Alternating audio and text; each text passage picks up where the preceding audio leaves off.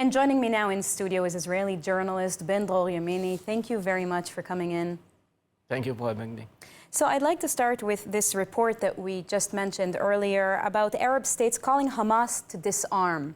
How significant is this, in your opinion, that Qatar, Egypt, and Saudi Arabia, among others, are now explicitly calling for Hamas to disarm and end its rule in Gaza? It's very interesting because actually we see a kind of contradiction between Western countries, which declare one after one, we are going to recognize the Palestinian state from one hand. From the other hand, we see those Arab countries who declare Hamas must disarm itself. I mean, they cannot rule the Gaza Strip anymore. It's very strange because I guess right now we as Israelis feel much better in some Arab countries, speaking mainly about, of course, the Abraham Accords countries, than in many places in Europe. You will not see in UAI something like what happened in Greeks lately, in the last 2 weeks. It is important, but we cannot forget the fact that we are totally dependent on the West. And this kind of recognition in a Palestinian state, it might be just the first move before something which might be much worse, like boycott in beginnings. We cannot ignore the fact that we are speaking about the same countries that actually declared no more arms to Israel. Not only delays, but it was declared by Italy, by Spain, by partly at least by Britain. Practically it happened also by Germany. So we have a problem vis-à-vis the Western countries. We have a real problem. Speaking today about tsunami, so we have to think about a political tsunami against Israel. We cannot ignore it. It's definitely a political tsunami.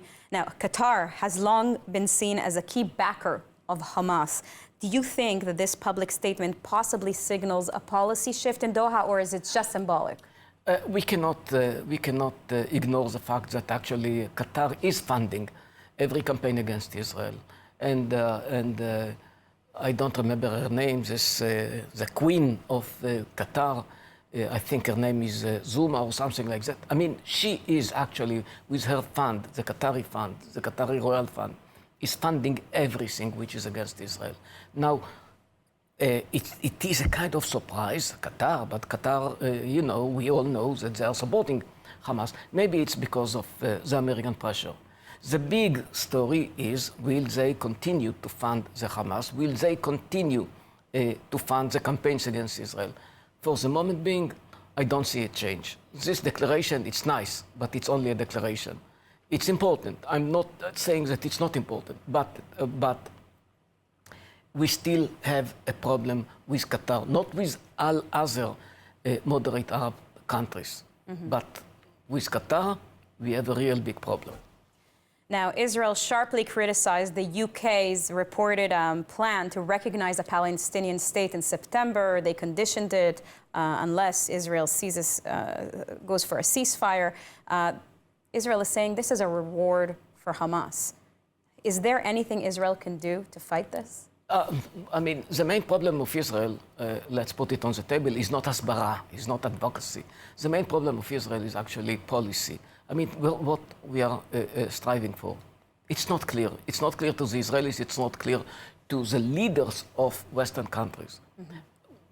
Where we are heading, it's really not clear. We have to decide ourselves. Now, we cannot ignore the fact that we have some ministers that actually, it looks to me like if they are funded by Qatar that we just mentioned. I mean, with all these declarations about annexation, about we are going to open the gates of hell. I mean, they continue. They know about the huge damage that they inflict upon Israel. And they continue. Right. But we know that the UK called for a ceasefire as a condition to not recognize a Palestinian state. And they're saying this to Israel, but we know that it's Hamas that in fact has refused several ceasefire and ceasefire for hostage deals. You know, it's very interesting what you're saying because I'm following the big media channels every day, BBC, CNN, and you always see the same kind of headlines. Israel is refusing a ceasefire. That's the impression. That's the message that goes out. That's the message of the big media channels. That's very unfortunate because we know that Hamas keeps refusing the deals. So what I suggest, I mean, I'm not the Prime Minister, but what I suggest the Prime Minister, you know what, go to the UN and declare publicly, we are supporting a big ceasefire. We are beginning a ceasefire. Hamas is refusing. I want everyone in the world to know. A lot of self-reflection here. Bedor Yamini, thank you very much. Thank you for having me.